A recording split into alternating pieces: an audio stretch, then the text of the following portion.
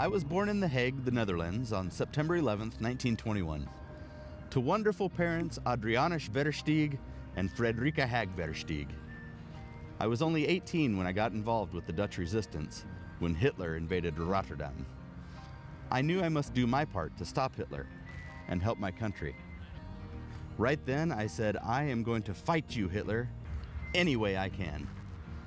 In September of 1940, I got a job at the Nazis' unemployment office in The Hague as an administrative assistant.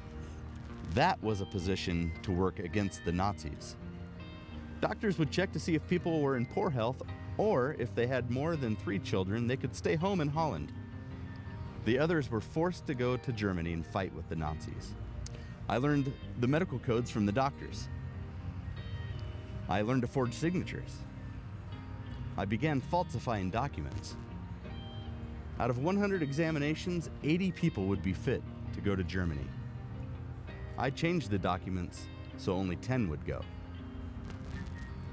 I always told Adrian he was the luckiest man in the world. In June 1944, my sweet Adrian's luck ran out. He was supposed to meet up with another resistance leader, so he got to the meeting and he went up the stairs and then he was... Let me tell the rest of the story. Oh, of course. Suddenly there were 2 guns pointed at my head. Nazi soldiers frisked me and they put me in a room by myself. I tried to convince them that I was in the black market. I told them I only needed money for food. I never confessed. The Nazis had no proof that Adrian was guilty of sabotage, but they refused to release him. Soon, he was shipped off to a Nazi concentration camp. In all, I was held in 6 concentration camps because each time the Allies would get close, the Nazis would ship us to another camp. I always had hope. If you lost hope, you would just die. I know because I saw many of my friends die. One day, I had a black spot on my foot.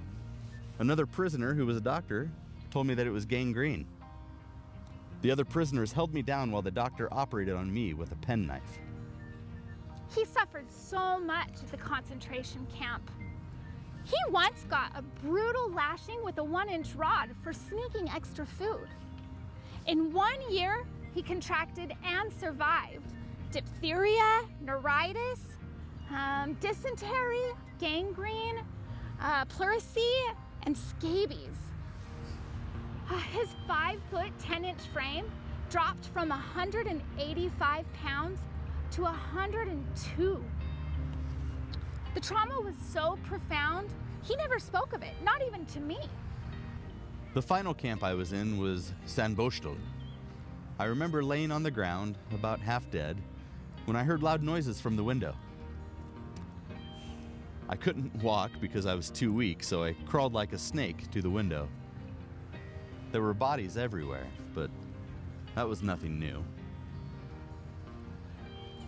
I saw red lights in the distance, and I knew the Allies were coming. I was saved. I thought I had it bad during the war.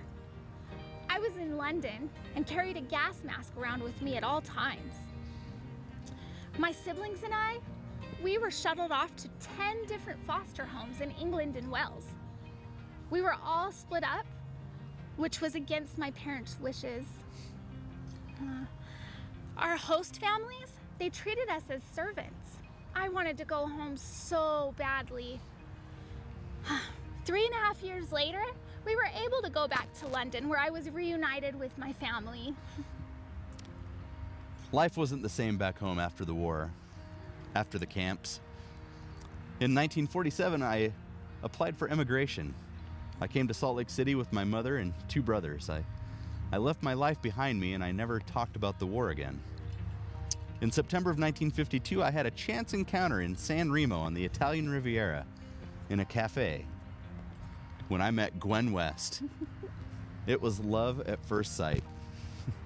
That turned into 4 years of daily letter writing between us. When I got back to Salt Lake City, I got a job at the hardware store. I saved enough money to return back to England to convince Gwen to join me in Utah.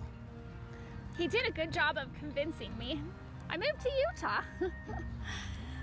In 1956, we got married and raised 3 amazing boys, Roger, Noel, and Bruce.